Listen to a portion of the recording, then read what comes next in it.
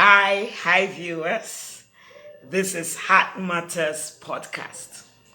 And today we're going to be discussing on a very interesting topic. A topic that most of you will really want to listen to and understand. The question here is everyone meant to get married?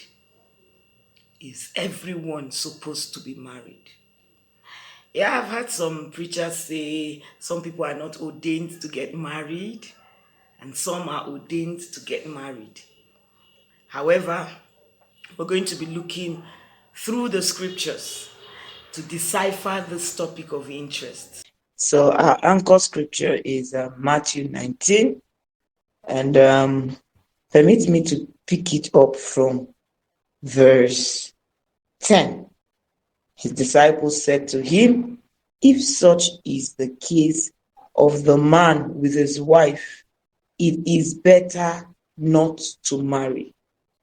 But he said to them, "All cannot accept this saying, but only those to whom it has been given. All cannot accept this saying." So what's the saying? It is better not to marry.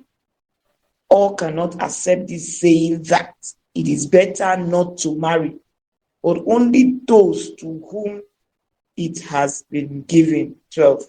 For there are eunuchs who were born thus from their mother's womb, and there are eunuchs who were made eunuchs by men, and there are eunuchs who have made themselves eunuchs for the kingdom of heaven's sake. He who is able to accept it, let him accept it. The Bible categorizes eunuchs in three levels. First of all, who is a eunuch? A eunuch is a person who can remain unmarried for life. You can remain unmarried. And you not only just remaining unmarried and having girlfriend, sexual intercourse, you stay clean and holy without defiling this body for life. This is who a eunuch, the simple definition of a eunuch. Now, scripture categorizes these eunuchs into three levels. The first level is the eunuch that was born, by birth. These people are made eunuchs by birth. We can explain this, that these guys that are made eunuchs by birth have no sexual organs, or their sexual organs from birth is malfunctioning. Do you have a sexual organ? And is your sexual organ malfunctioning? From birth, they don't have. We've seen people that don't have, some don't have breasts, some don't have private parts, they don't have it. So ordinarily, these people are made eunuchs from birth. The second category is the people that are made eunuchs by men. In the ancient times, those servants of the king, they are usually castrated so that they can concentrate on their assignment. And then in our present time, a lot of men makes people eunuch. Some might be via diabolic means. They would have gone and consult with oracles and pray that you don't get married. So it's either it's either you are addressing that issue, or you are satisfied that a man, in fact, it is an error that a man made you a eunuch. Some are parents in the ancient times, even females, they castrate them.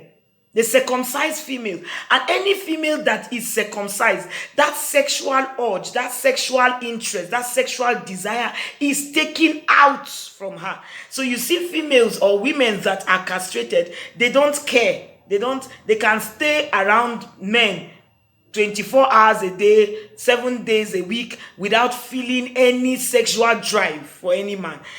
But even these castrated women or circumcised women, some of them at the end desire marriage and God really blesses them.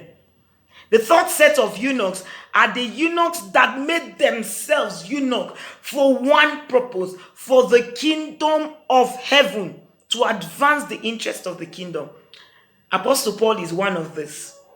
The question here is this: what category did you fall under? Are you accepting the fact that you were not meant to get married because you have waited and you are now advanced in age, and all of a sudden nobody is coming to marry you, and you just tell yourself, maybe God has destined me not to get married? I hear some people say, let me just let him just give me money, let me get a good career, a good job, and I am content, and I smile. When you were growing up, what happened to you? What did you notice? Have you looked back at your father's house? Have you traced the lineage? These eunuchs, certain things must be found in them. They know who they are.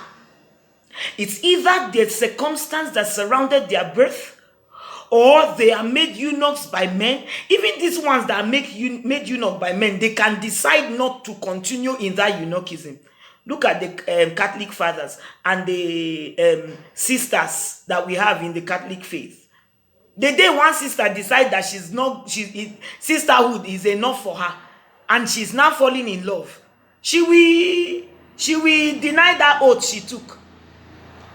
Denial is either impliedly or expressly. If she goes and sleeps with a man, she has denied it. If she go and call people for wedding, she has denied it. Whatever way, she has denied it. These are the people that are made eunuchs by men, and the others are eunuchs for the sake of the kingdom. You now that is saying you are eunuch for the sake of the kingdom, what kingdom work are you doing? How are you advancing the kingdom? Look at the life of Apostle Paul. He literally was traveling from one place to another in order to advance the kingdom. You're just hustling good job, good money, look good, build a house. That is all what you're hustling. And you're saying maybe you're not meant to marry. Have you looked at it in a holistic view? Have you given it a total view?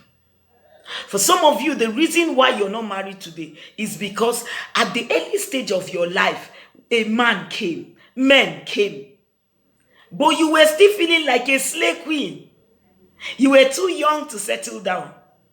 You were on top of your game, and then you lost them. You pursued them. You felt you were too young to accept a man, to even talk about marriage. You didn't even want to hear anything concerning marriage. You don't know that everything has its time and its season. And all of a sudden, that season passed you.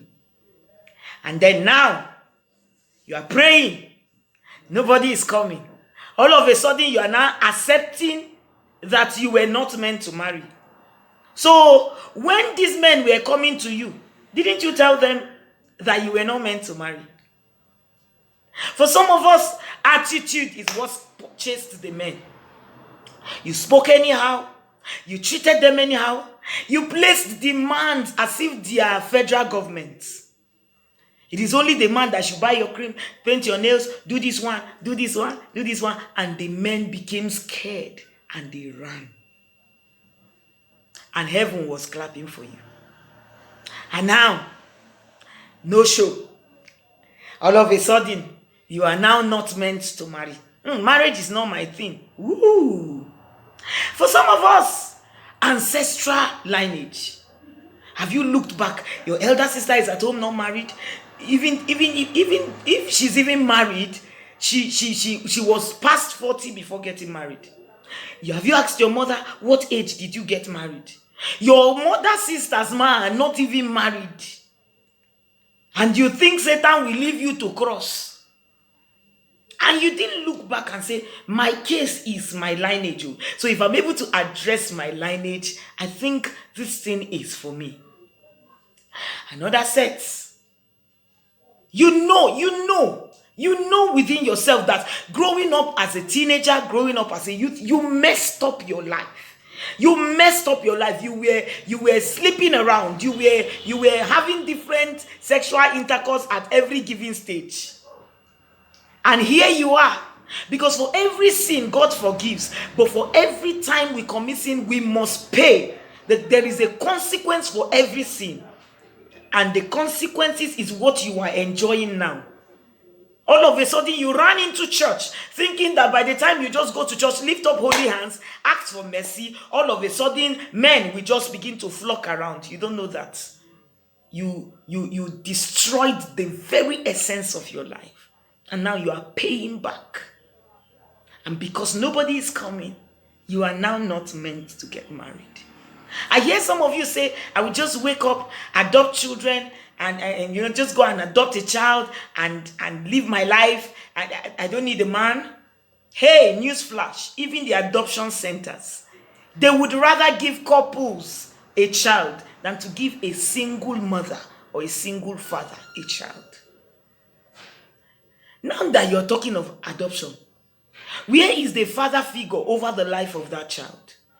What if the child you are going to go and adopt is a seed of an armed robber, or a seed of a bandit, or a seed of a prostitute? The Bible says that he made them male and female, and then these animals and humans were to reproduce their kind. Anytime you give birth to a child, you see yourself in that child. You see a reflection of you in that child. And there are certain traits about that child you don't need to pray about. It is there by virtue of DNA. It is there in the child.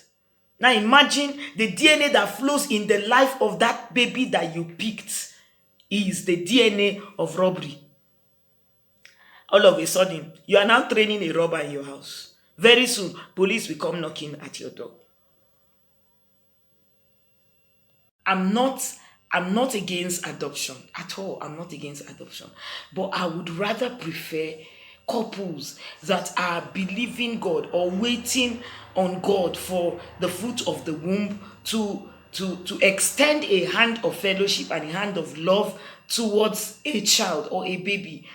And then, take care of that one while they keep believing God for their own, because at least it prepares the father and the mother or the couples for parenting, for motherhood and fatherhood. And sometimes, when you pick these little children at that stage, heaven smiles at you, and before you know, the blessing comes. Even couples that had adopted, by the time they gave birth to their own children, they were able to decipher and see the difference between the child that was adopted and their own seed. And that's why when Abraham was waiting upon God, and then Sarah told him, let Hagar and whatever, sleep with Hagar and get a seed for me through Hagar, my servant girl, and Ishmael was born. God told Abraham, he said, I will give you a seed from your loins. Abraham had already told God, let Eliezer, my servant, stand before you. But he said, I was going to give you your own seed. There is this beauty in seeing that little you. There's joy unspeakable when you see that little you. And so, if you're adopting, where is the male figure that is to take care of this child?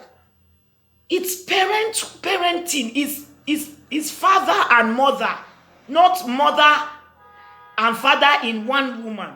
You cannot play the role of a man. From Genesis, scripture speaking, said the curse on the woman was that her desire will be of her husband. Now, whether you like it or not, every woman at every point in life submits to a man. It's either she's submitting to her younger brother, or she's submitting to her pastor, or even if the pastor is even a female, there must be a man in the church that she's just submitting to somehow. Even widows. The first son of the house automatically becomes the father the moment the husband of that woman dies, and he dictates what happens in that house. What am I trying to say? Who are you? Don't allow the circumstances that are around you or the stuffs that you go through define you and all of a sudden make you feel that all hope is lost. Ruth was a widow, yet God still visited her. If there are characters you need to deal with, please deal with them. If there are natures you need to work on, please work on them and stop passing blames. Stop passing blames. God is still faithful to bless you. You might have crossed 45, 50. There is hope for you. The Bible says there is hope for a tree at the scent of water. There is hope for you. If it is foundational issues, handle it. Handle it in prayers and trust God. He said, he that findeth a wife. For we women, hear me and hear me well. If you're a woman, if you're a lady, hear me and hear me well. The very purpose why we were created is for us to be companions to men. That's the first purpose for creation of a woman. The Bible says he made Eve and brought her to Adam. So if a man wakes up one morning and say, I'm meant to be a eunuch, you with womb, why did he give you womb? It's not just to eat. It's so that you can reproduce, you can carry children. Your sexual organs are active and alive. Can you put your emotions on that? It's not the one that you say, okay, I'm not destined to marry, and all of a sudden you are burning with passion. You know you are burning with passion. You know, once in a while you want a man, you want him to hold you, you want him to touch you, you want them to look at you and tell you that you look good. And you're now transferring the aggression on your male friends that didn't tell you you look good. All of a sudden, you have a very close male friend and you're thinking that he's eyeing you. Then when he now brings a lady to introduce to you as the person he wants to settle down with, your heart skips. Because you are still burning with passion. And then you console yourself and say, maybe I was not meant to get married. You were meant to get married. You were meant to get married. You can't stay. You cannot stay. You cannot stay. I'm telling you the truth. For some of you that are destined to get married, you can't stay. It's either you are doing a way match somewhere, or somebody is touching you somewhere, and you're doing something stupid somewhere. Some have even gone into masturbation. Some have, male electric sexual organs. And you see them all packaged in suits, and they tell you, I'm a career woman. A career woman that is using electric sexual organs to satisfy herself. Let's not deceive ourselves. Be patient. Be patient. Be patient with God. He is still faithful. He is still work on yourself. Be a wife, even so that you can be found. The Bible says, he that findeth a wife. Be a wife to be found. Be a wife. Take care of yourself. Take care of yourself. Speak well. Speak with integrity. Speak sense. Please speak with intelligence. Don't speak like a stupid person. Speak with intelligence. Learn to be a Proverbs 31 woman. Learn to, manage the available resources. Some have given a long list of the kind of men they should marry. Those men don't exist. They don't. They are not around. They are not around at all. Good men are men that are in the making. God gives you the raw material so that you can help bring out the finished products. He will never give you a finished product. And some of you are looking for a finished product, but he brings the raw material. But a raw material that is willing to align in order to be made a finished product. Where there are certain things you can give yourself, stop looking for it in a man. Give yourself those things. Take care of yourself. Take care of yourself. And be patient. There is nothing God cannot do. He will come true for you. But I don't want you to have this mentality that I'm not meant to get married, or because of the drama going on in marriages, marriage is sweet. Marriage is good. Scripture cannot be broken. Two are better than one.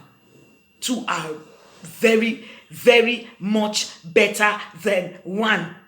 They will always have a just reward. They will always have a good reward for their labor. If a man has made you a eunuch, and you know that God did not destine you a eunuch, you were not born a eunuch, and you're not Paul, you don't have all the grace to run kingdom service like that. You are burning with passion anytime you see a brother or a sister.